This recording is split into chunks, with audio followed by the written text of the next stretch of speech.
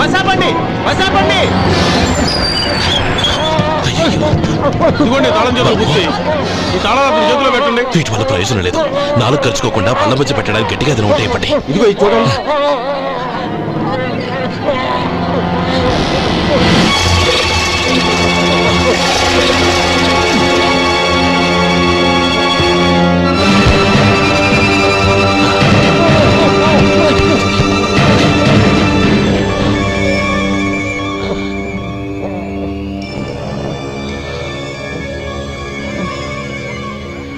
మీరు వెళ్ళి మీ సీట్లో కూర్చోండి.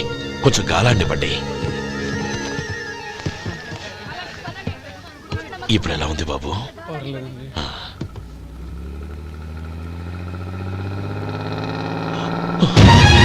నా బ్యాగ్, నా బ్యాగ్ ఎవరైనా చూసారా? అందులో 5 లక్షలు ఉన్నాయి. నా బ్యాగ్ వెంటనే బస్తాపండి. ఎవరిని కింద దిగవద్దు. అందరినీ చెక్ చేయండి. నా అంచనా తప్పు కాలేదు. వాడి మంచితనమే వాడిని దెబ్బకొట్టింది. మన వాళ్ళని పంపించి గుడి తాలూకు డబ్బు కొట్టేశాడని పోలీస్ కంప్లైంట్ ఇవ్వండి. ఇప్పుడు ఆ స్టేషన్లో ఎస్ఐ వాడి తమ్ముడే. వాడే వెళ్ళి వాడి అన్నయ్యని అరెస్ట్ చేసి వీధుల్లో నడిపించుకు తీసుకురావాలి. అది నేను కళ్ళారా చూడాలి, మనసారా సంతోషించాలి. అయ్యా గోపాలం గారు, గోపాలం గారు, మీరు దేవస్థానం సొమ్ము దొంగిలించారని ఎవరో పోలీస్ కంప్లైంట్ ఇచ్చారంట. మిమ్మల్ని అరెస్ట్ చేయడానికి మీ తమ్ముడు గారు వస్తున్నారు.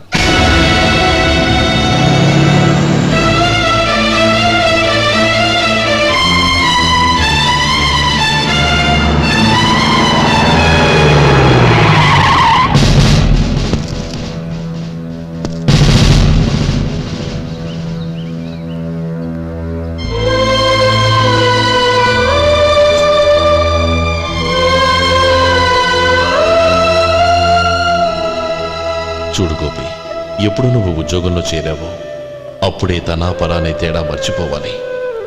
నేరం చేసిన వాడు నీ తమ్ముడైనా అన్నైనా సరే శిక్షించాల్సిన బాధ్యత నీది. అదే నువ్వు నీ ఉద్యోగానికి ఇచ్చే గౌరవం.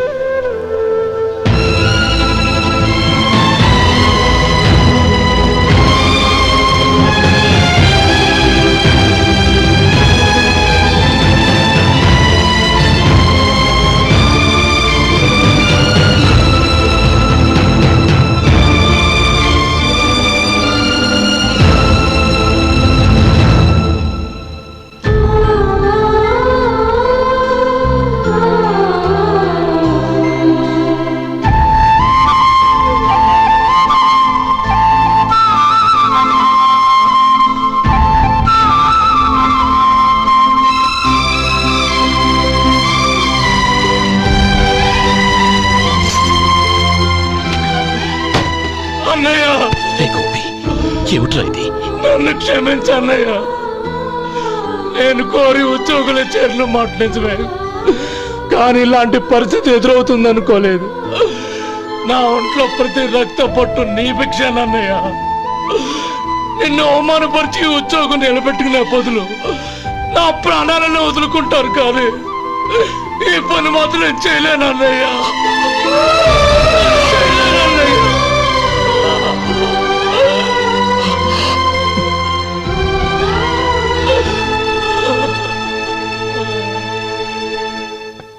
ఏరా, ఇన్నేళ్లు కష్టపడి సంపాదించిన ఉద్యోగానికి రాజీనామా చేస్తావా? కనీసం నీ పెళ్ళాం ఏమనుకుంటుందోనని ఆలోచించావా? ఇందులో అనుకోవడానికి ఏముంది మామగారు? ఎండనక వాననక కష్టపడి ఓ తండ్రి కంటే ఎక్కువగా ఈయన్ని పెంచి పెద్ద చేశారు బావగారు. అలాంటి దేవుణ్ణి అరెస్ట్ చేసే ఆ ఉద్యోగం ఈయనకు అవసరం లేదు. బాగుంది.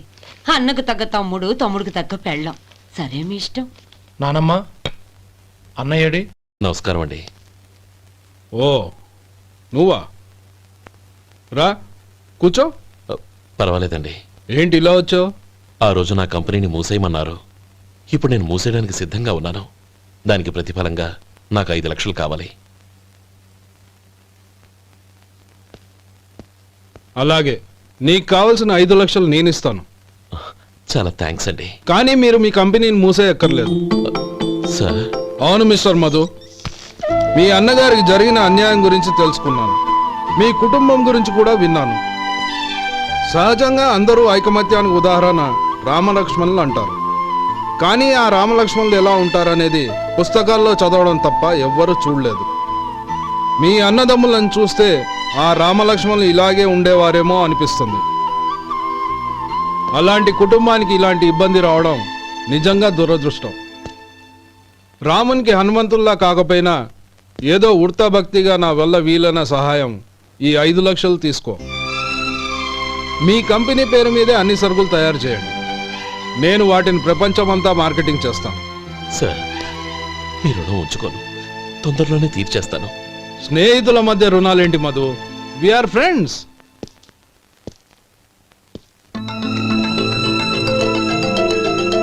ఏంటే అక్కడ ఆగిపోయావు? రా. నువ్వు మీ అన్నయ్యని అరెస్ట్ చేయడానికి అట్టెళ్ళావు, ఆయన లొంగిపోవడానికి ఇటు వచ్చారు. అవును, యూనిఫామ్ చేత్తో పట్టుకొచ్చావేంటి? సార్ నేను రే, ఈ మాత్రం దానికే బెదిరిపోయి ఉద్యోగం వదులుకుంటావా? నువ్వు ఇలాంటివి ఎన్నో సమర్థవంతంగా ఎదుర్కోవాలి. నిన్ను నేను ఎస్పీగా చూడాలి. అది కాదన్నయ్య. ఇంకేం మాట్లాడకు. ఇన్స్పెక్టర్ గారు, నన్ను లాకప్లో పెట్టండి. ఉమ్. ఆగండి సార్, ఆ డబ్బు ఎక్కడికి పోలేదు, నేనే తీసి జాగ్రత్త చేశాను. ఈ విషయం అన్నయ్యకి తెలియక బ్యాగులో డబ్బు కనబడకపోవడంతో అది పోయిందనుకున్నాడు. నే పట్నం నుంచి వచ్చేసరికి జరిగిన గొడవంతా తెలిసిందే. రే మధు, జరిగిన దానికి నన్ను క్షమించనయ్యా. ఇంటికి వెళ్ళాక అన్ని వివరంగా చెప్తాను. సార్, ఇదిగోండి 5 లక్షలు. ఇది కమిటీ వాళ్ళకి అప్పగించి ఈ కేసు కొట్టేయండి సార్. భలే వాడివయ్యా, తీసినప్పుడు ఒక మాట ఆయనతో చెప్పుండొచ్చుగా. అనవసరంగా పెద్ద ఆయన స్టేషన్ వరకు రప్పించావు. Sorry sir. అన్నయ్య, మీరు ఇంటికి వెళ్ళండి, నేను లెక్క అప్ప చెప్పేసి వస్తాను. వస్తానండి. అలాగే. ఎలా దెబ్బ కొట్టాలన్నా కుదరటం లేదు. అయినా వీళ్ళకు ఉన్న పళ్ళంగా 5 లక్షలు ఎలా వచ్చాయి? అదే బావా, నాకు అర్థం కావటం లేదు. నీకు అర్థమైతే ఆశ్చర్యపడాలి కానీ అర్థం కాకపోతే ఆశ్చర్యమేముంది? Useless fellow.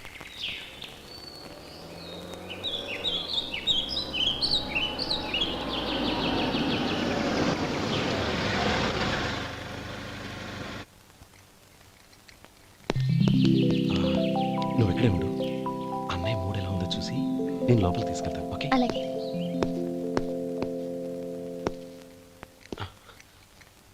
అన్నయ్య, ఏంట్రా? నేను చాలా రోజుల నుంచి నీకు విషయం చెప్తున్నాను, గుర్తుందా? ఏ విషయం?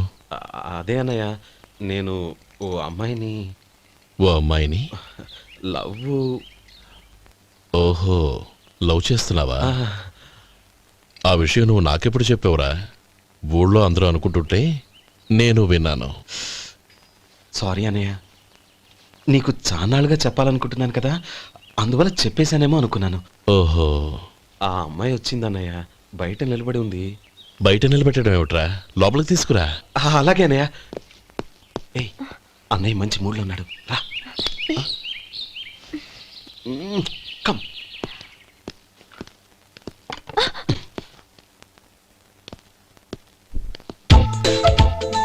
ఎందుకంటావేంటయ్యా? ఆ అన్నయ్య మాట వినగానే మీ డాక్టర్ గడగడ వణికిపోతాడు. అసలు డాక్టర్ చదివే తమ్ముడిని అలా భయపెట్టచ్చా? తప్పు కదా? తప్పేనండి. ఆ, నమస్కారం మేడం. నమస్కారం. అదేంట్రా, మనిషో పక్కనుంటే నమస్కారం ఇంకో పక్కన ఉంది? అది మర్యాద అన్నయ్య, మర్యాద.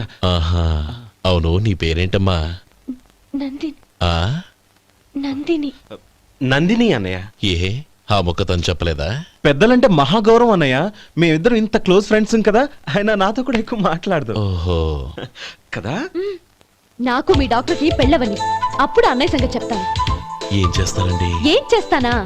సంవత్సరం తిరగకుండానే కవల పిల్లల్ని కని వాళ్ళ అన్నయ్య చేతిలో పెడతాను. వాళ్ళకి 5 సంవత్సరాలు వచ్చేసరికి ఆయన్ని బాగా ముట్టిగలేస్తారు. అవును, అమ్మాయి మోహం చూడకుండా నిర్ణయం ఎలా తీసుకోనరా? తలెత్తు.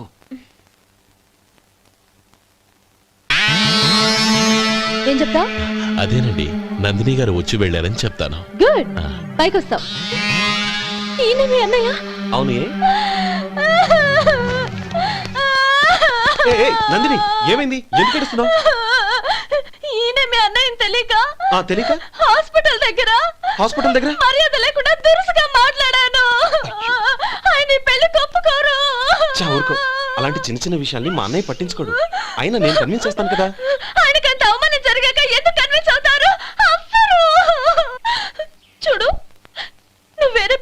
చేసుకొని నీకు పుట్టబోయే బిడ్డకు నా పేరు పెట్టుకో. ఏంటా మాటలు? నేనే నుయ్యగుయ్య చూసుకుంటాను. అదిగో ఆ చూపు చూడు, ఆ చూపు ఒకలా ఉంది. ఖచ్చితంగా నీ పెళ్లికి ఒప్పుకో. నా మాట విను ప్లీజ్ నందిని. రే శేఖర్, ఆ అమ్మాయి చెప్పింది నిజమే. తనని ఎప్పుడైతే హాస్పిటల్ దగ్గర చూశానో అప్పుడే నేను నిర్ణయానికి వచ్చేసాను. విన్నావా విన్నావా, నేను చెప్పానుగా ఆయన ఆల్రెడీ ఓ నిర్ణయానికి వచ్చేసారట. ఇక నేను వెళ్తాను. అలాగే వెళ్ళి ఈసారి వచ్చేటప్పుడు మీ అమ్మా నాన్నల్ని తీసుకురా. ముహూర్తాలు ఎప్పుడు పెట్టుకోవాలో నిర్ణయించుకుంటాం. అర్థం కాలేదా? నువ్వే మా వాడికి సరైన జోడి. అదే నేను తీసుకున్న నిర్ణయం. థ్యాంక్ యూ బావగారు, నన్ను ఆశీర్వదించండి. లేమ్మా, శీఘ్రమేవ కళ్యాణ ప్రాప్తిరస్తు.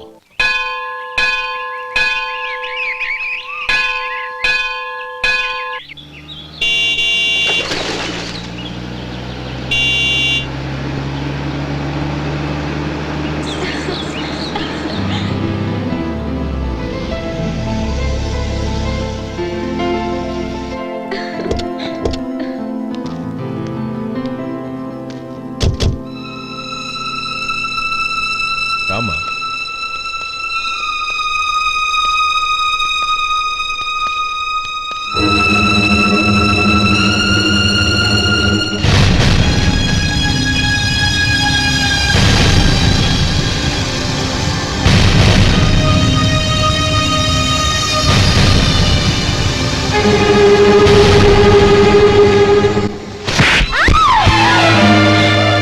నా పరువు తీసావు కదే. ఒక బెచ్చగాడిని నువ్వు కోరుకున్న వాడికి ఇచ్చి చేసేవాడిని. కానీ నువ్వు ఎవరిని ప్రేమించావో తెలుసా? ఎవడి నీడ సోకితే పంచమహాపాతకాలు అంటుకుంటాయనుకుంటున్నానో వాడి తమ్ముణ్ణి. ఆ రోజు ఆ గోపాలం గాడు నిశ్చితార్థం వరకు వచ్చి నా చెల్లెల్ని చేసుకొని వెళ్ళిపోయాడు. ఆ ఆవేశంలో తొందరపడి ఓ పొరుగురు వాడికి నా చెల్లెల్నిచ్చి పెళ్లి చేశాను. ఆ తర్వాత తెలిసింది వాడికి అంతకుముందే పెళ్లి అయిపోయిందని. వాడు పెళ్ళైన వాడైనా పర్వాలేదు, పరమ దుర్మార్గుడు. ఇంకొకరిని ప్రేమించిన దానివేక అని దెప్పి పొడుస్తూ నా చెల్లెలికి మాటలతోనే నరకం చూపించాడు. అటు ప్రేమించిన వాడు దగా చేశాడు, ఇటు చేసుకున్నవాడు కిరాతకుడు. ఇలా చిత్రవధ అనుభవించి నా చెల్లెలు ఒకరోజు స్టవ్ పేలిపోయి చనిపోయింది. దీనికంతటికి కారణం ఎవరు? వాడు అన్న. అటువంటి వాడింటికి కోడలుగా వెళ్తావా? ఒక్క మాట చెప్తున్నాను విను. నువ్వు జీవితాంతం పెళ్లి చేసుకోకుండా ఇంట్లో పడినా పర్వాలేదు, కానీ వాడి తమ్ముడితో మాత్రం నీ పెళ్లి జరగదు. రేయ్, పురోహితుని రమ్మని చెప్పు. వచ్చే ముహూర్తంలోనే నీకు నందినికి పెళ్లి.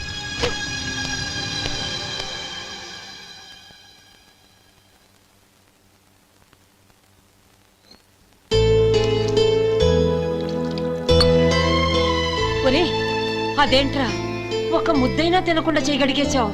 నాకు ఆకలి కాలేదు నానమ్మ.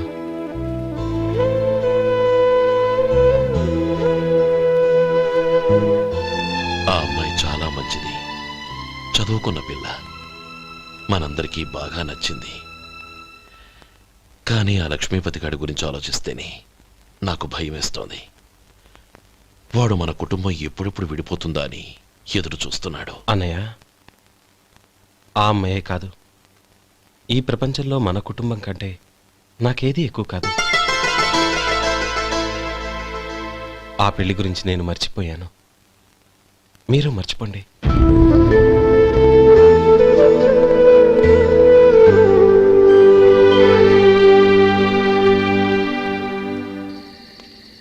శేఖర్, నువ్వా? ఏంటి ఈ టైంలో వచ్చావు? నీతో ఓ విషయం మాట్లాడాలి. ఒకసారి బయటకు వస్తావా?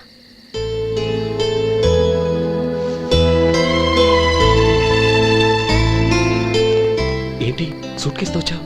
శేఖర్, మా నాన్న నాకు వేరే పెళ్లి చేయాలని చూస్తున్నాడు. అందుకే నేను నిర్ణయానికి వచ్చాను. మన ఇద్దరం ఎక్కడికైనా పారిపోదాం. చూడు నందిని, ఈ టైంలో నిన్ను నన్ను మా అన్నయ్య చూశాడంటే బాగోదు. నువ్వు వెళ్ళిపో. అన్నయ్య అన్నయ్య అన్నయ్య, ఎప్పుడు మీ అన్నయ్య మాటేనా? నీకు నేను ముఖ్యమా, మీ అన్నయ్య ముఖ్యమా? నాకు మా అన్నయ్య ముఖ్యం. శేఖర్, నీ గుండెల మీద చేయి వేసుకొని చెప్పు. నన్ను మర్చిపోయి నువ్వు సుఖంగా ఉండగలవా? అది నాకు తెలియదు, కానీ మా అన్నయ్యకు తలవంపులు తెచ్చి ఖచ్చితంగా నేను మనశ్శాంతితో ఉండలేను. నా పరిస్థితి అర్థం చేసుకో. దయచేసి మీ నాన్న చూసిన సంబంధం చేసుకుని సుఖంగా ఉంటుంది. చాలా టైం అయింది, ఇంకా బయలుదేరు. నన్ను క్షమించు.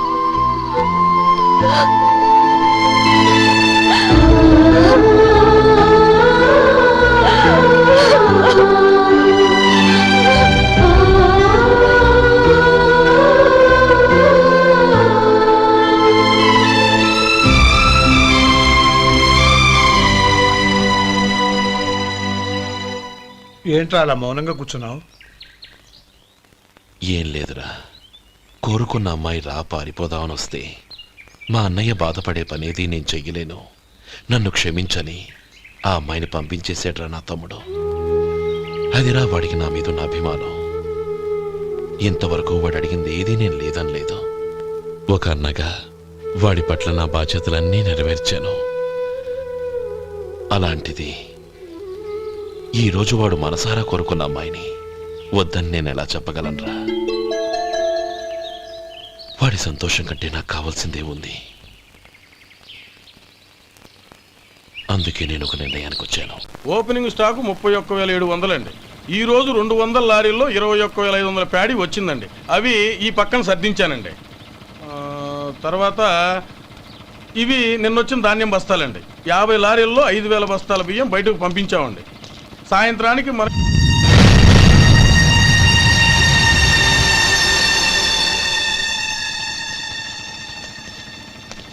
వీడెందుకు వచ్చాడు ఇక్కడికి? నమస్కారం. ఎందుకు వచ్చాడో అడుగు. నీ సహాయం అర్థించొచ్చాను.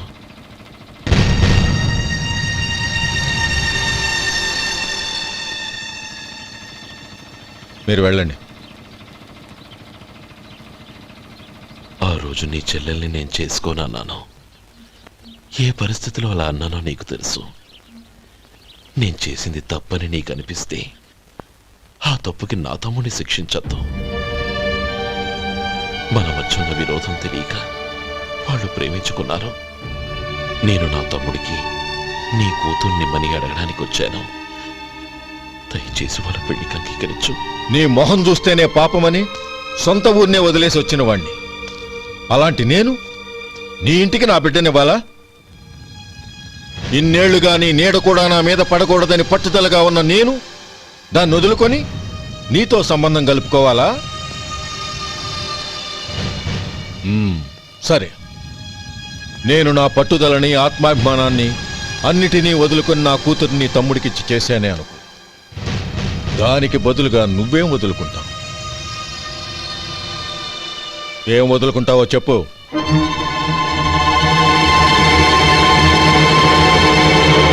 నీ ప్రాణాలు వదులుకుంటావా?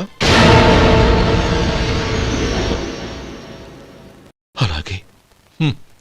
నీ ప్రాణం వదిలితే నాకేంట్రా లాభం? నువ్వు దేని మీదైతే ప్రాణాలు పెట్టుకున్నావో దాన్ని వదిలే. నీ తమ్ముళ్ళ మీదగా నువ్వు ప్రాణాలు పెట్టుకున్నావు. ఆ తమ్ముళ్లను వదిలే. అన్న అనే బంధానికి నువ్వు నీళ్లు వదిలేయాలి. ఎప్పుడు నీ తమ్ముడు నా కూతురి మెళ్ళలో తాళి కడతాడో అప్పుడే నీకు నీ తమ్ముళ్లకు ఉన్న అనుబంధం తెగిపోవాలి. నీ తమ్ముడు నా కూతురి మెళ్ళలో తాళి కట్టడానికి ముందే నువ్వు శాశ్వతంగా ఈ ఊరొదిలి వెళ్ళిపోవాలి. వీటన్నిటికీ నువ్వు అంగీకరిస్తేనే ఈ పెళ్లికి నేను అంగీకరిస్తాను.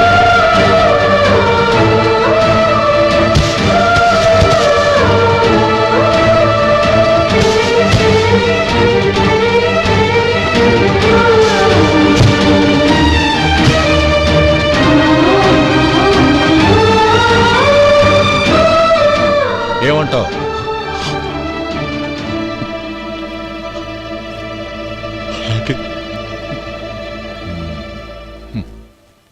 ప్రమాణం చేయి.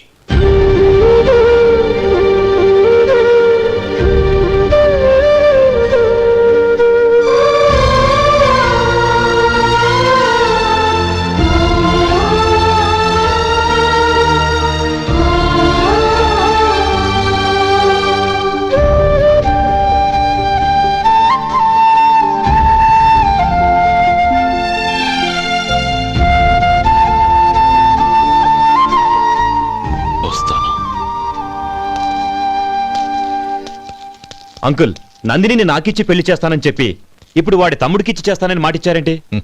రేయ్, నువ్వు నోరు మూసుకోరా. వీడి తమ్ముళ్ళు విడిపోవాలనే ఇన్నేళ్లుగా ఎదురు చూశాను. ఇప్పుడు నా కల నిజం అవబోతోంది. నువ్వేం దిగులు పడకు. నీకు వేరే మంచి పిల్లని చూసి ఘనంగా పెళ్లి జరిపిస్తాను.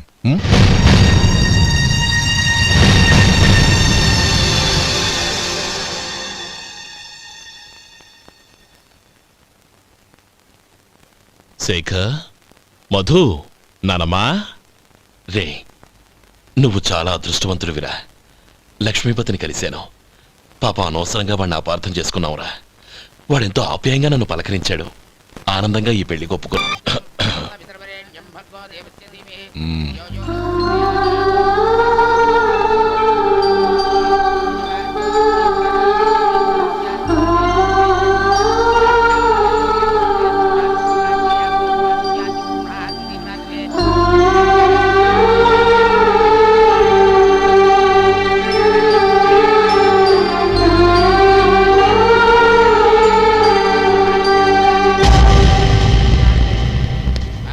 రే గోపాలం, రే రే, మమ్మల్ని అందరినీ వదిలేసి వెళ్ళిపోతున్నావురా?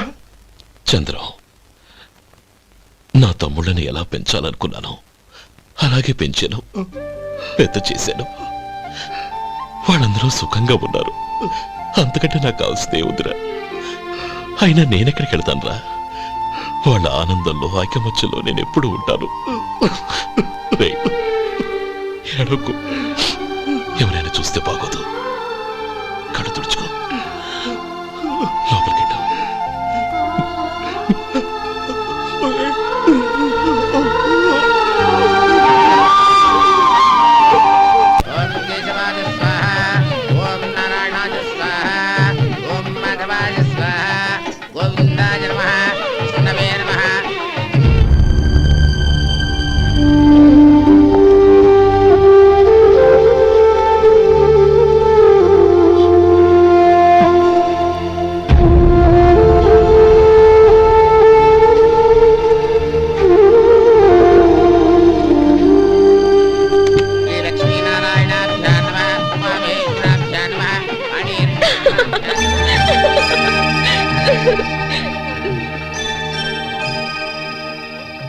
మావయ్య, అన్నయ్య ఎక్కడ?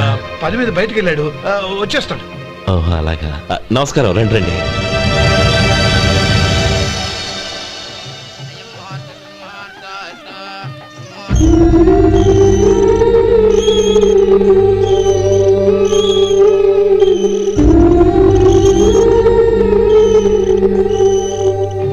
చంద్రం, అబ్బాయి గోపాలం ఎడ్రా ఎక్కడా కనపడడం లేదు. ఇందాక నీతో మాట్లాడుతుండగా చూశాను. అది ఎవరినో పిలవడం మర్చిపోయాడంట, అక్కడికి వెళ్ళాడు. ఈ పాటికి వచ్చేస్తుంటాడు. అలాగే.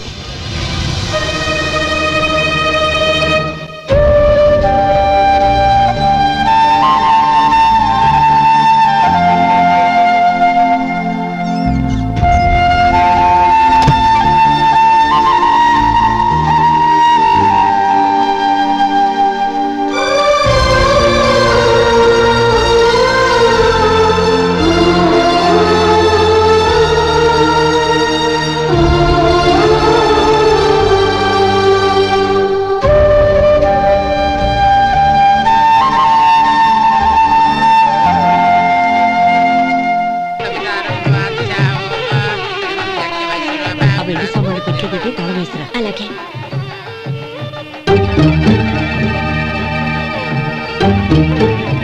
అన్నయ్య, పెద్దనే ఏడి? చిన్న పని మీద బయటికి వెళ్ళాడంట, ఇప్పుడు వచ్చేస్తాడు.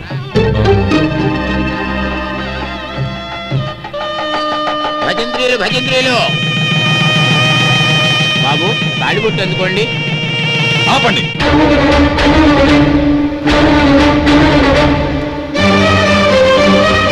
మా అన్నయ్య రానివ్వండి, తర్వాత తాళి కడతాను. అదేంటి బాబు, ఆలస్యం అయితే దుర్ముహూర్తం వచ్చేస్తుంది. మా అన్నయ్య ఎప్పుడు వస్తాడో అప్పుడే నాకు మంచి ముహూర్తం.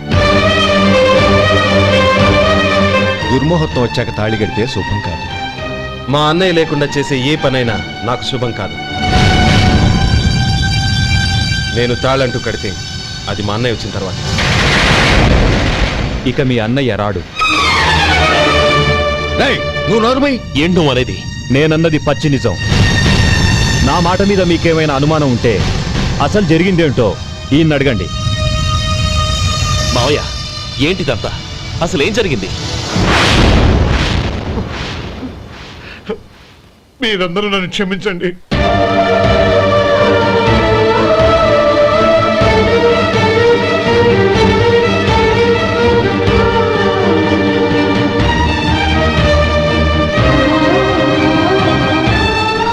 ఇది బాబు జరిగింది. బాబు రక్షించడు. అర్థం చేసుకోండి. ఏదైనా గొడవ జరిగితే మన కుటుంబం గౌరవం ఏమవుతుంది? నా మాట వినండి. ఎంత ఘోరం చేసావు నాన్న. అన్నగారు లేకుండా ఆయనకి జీవితం లేదు, ఆయన లేకుండా నా బతుకి అర్థం లేదు. మా పెళ్లి పేరుతో ఆ దేవుణ్ణి అలా శిక్షించడానికి అసలు నీకు మనసు ఎలా వచ్చింది? అది కాదమ్మా. అంతకంటే నాకు ఇంత విషయం ఇచ్చి చంపడొచ్చుగా.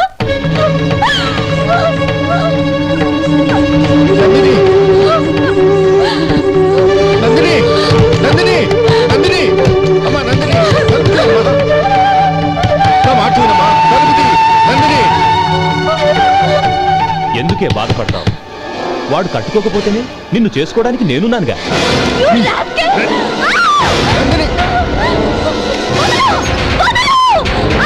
ఏయ్, ఏయ్, రాస్కెల్!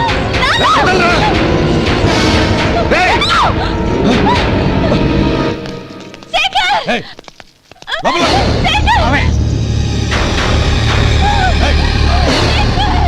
బాబు, బాబు, నా మేనల్ని నా బిడ్డని ఎత్తుకుపోతున్నాడు. నా జీవితం నాశనం అయిపోతుంది. మీకు దండం పెడతాను, దాన్ని కాపాడండి. చిచ్చి, నీలాంటి వాడికి పుట్టిన దాంతో మాకేమిటి సంబంధం? ఎవరిని కాపాడాల్సిన అవసరం మాకు లేదు. ఒరేయ్ శేఖర్, తప్పురా. ఎప్పుడైతే అమ్మాయి నీతో పెళ్లి పీటల మీద కూర్చుందో అప్పుడే మన ఇంటి కొడలేనట్టు లెక్క. అవునండి, ఒక ఆడపిల్లని కాపాడలేకపోయామని బావగారికి తెలిస్తే మనల్ని క్షమించరు.